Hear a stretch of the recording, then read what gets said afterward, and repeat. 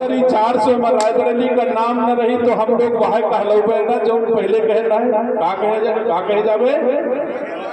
कहे जावे थोड़ा जोर से कहो, सब कोई सुने ना। हाँ, यहाँ कहा जाई तो हम लोग या ना कहलौबे। अब की बार हम लोग 400 के पार में रायबरेली का भी नाम हुए, यही आप सबसे निवेदन करके आदरणीय गुरु जी की बात कराऊंगा।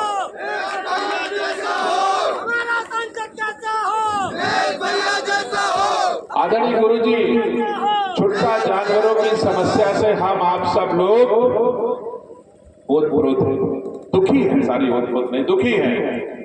अगर तुम्हार 2 बीघा चरा जात हुई तो दिनेश सिंह के 2.5 जरूर चरा जात हुई। हम वैसे पूरी तरह से उस दर्द से वाकिफ हैं, लेकिन एक चीज बताओ, ये छुट्टा जानवर कोई के है, ये छुट्टा जानवर काहे चरत है?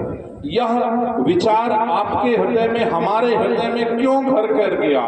पहले तो हमारी गाय हमारी खेत नहीं चरते थे, ये कैसे चरने लग गए हैं?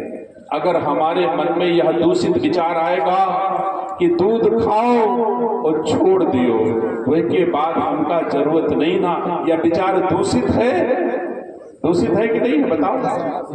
गायों का दूध खाओ छोड़ दे, और ये कहा हमार तो खेत चरिए, नहीं तो दिनेश सिंह के खेत चरिए, और दिनेश सिंह ने दूध खाया अपनी गाय का, वो छोड़ दे पंडित जी के खेत चरिए, हमार थोड़े चरिए, हमार खेत पंडित जी के खेत, पंडित जी के जानवर हमार खेत चल रहे हैं। और कहा जाता दिनेश सिंह का, बताओ मैं क्या करे चाहिए? अगर दिनेश सिंह से पूछो कोई तो इस रायबरेली की धरती पर सबसे पहले गौशाला का निर्माण इसी दिनेश सिंह ने कराया है। रायबरेली के 21 ब्लॉकों में, हर ब्लॉक में गौशाला बनवाई है। 21 ब्लॉकों में, सरेनी में भी, कोडरा में मैंने गौशाला बनाई है। लेकिन विसंगति ऐसी है,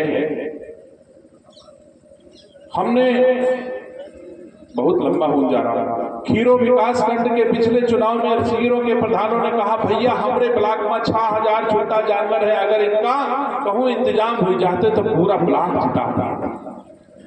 बड़े उत्साह के साथ मैंने खीरों के छुट्टा जानवरों को इंतजाम करने का प्रयास किया। गौरा पार्वती मेला प्रांगण में बहुत बड़ी गौशाला बनाई, खीरों के दाहिनी तरफ एक बगिया में बहुत बड़ी गौशाला बनाई, निहस्था की एक मील में बहुत बड़ी गौशाला बनाई, और 6000 छुट्टा जानवर लाके मैंने बंद कर दिए। इस पर चुनाव आयोग ने मुकदमा भी लिखा, जबकि 3-4 लाख रुपया रोज भूसा, चारा और लोगों के वहीं पे खर्च की नाम। जब 6000 छुट्टा जानवर बंद होंगे तो 1 हफ्ता के बाद फिर से 6000 चले जाएगा। अब आप हमका बताओ, एक समस्या गुरु जी को दूर करी, गुरु जी हमका मार्गदर्शन दियो को दूर करी। अगर शासन तुम्हारे गांव के 6 छुट्टा जानवर का कहूँ बंद कर दे तो दोबारा 6 छुट्टा जानवर के बाद एक को छूटे न पहिए, यही को इंतजाम करी, और सरकार से कही हो इंतजाम करी। अगर हम जेल भेज दे को होगा तो फिर ऑटो न मिली, हमका यह तो संकट है। तो यही का जब तक हम और तुम समाज के लोग सोची कि जितने छुट्टा जानवर है इनका इंतजाम सरकार तो करी, लेकिन यही के बाद जब खूंटा में बांधे हैं हुई ना छोड़े गई है, तब तो तुम्हारी फसल बची, नहीं तो बचे वाली नहीं ना।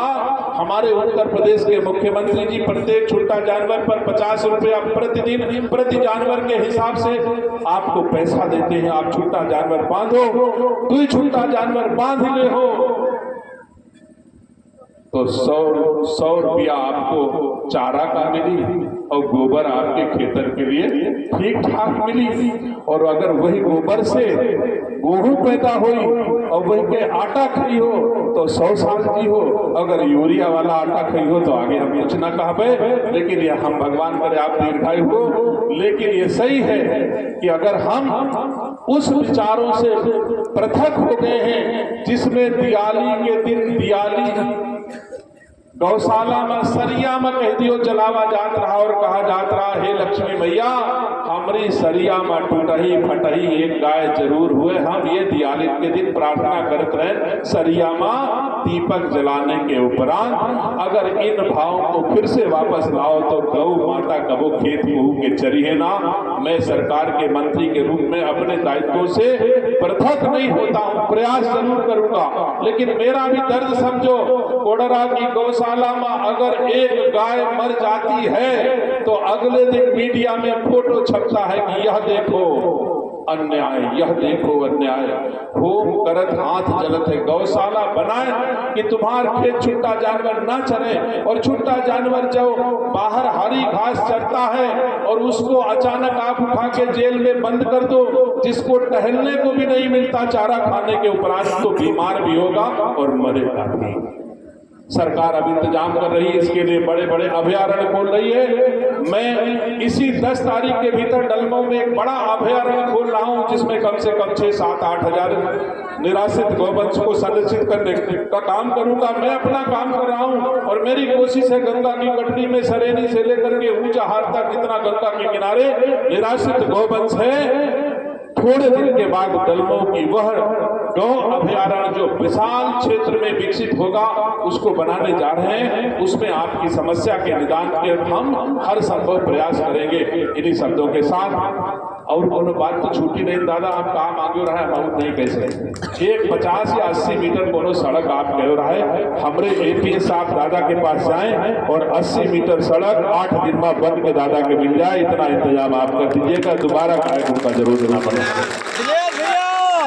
इन्हीं शब्दों के साथ आप सबको बहुत बहुत धन्यवाद देता हूं। इतनी देर तक दिनेश सिंह का झेलो, सोनिया गांधी के बस का है का इतनी देर तक तुमका झेला पई है, बोल पई है, कुछ कही पई है, सदन में नहीं बोल सकती। आप सबका बहुत बहुत धन्यवाद, बहुत बहुत आभार। गंगा मैया से भगवान सोहलेश्वर से प्रार्थना करता हूँ, हमरे इस पूरे क्षेत्र के सरे निवासियों को भगवान सदैव सुख समृद्धि और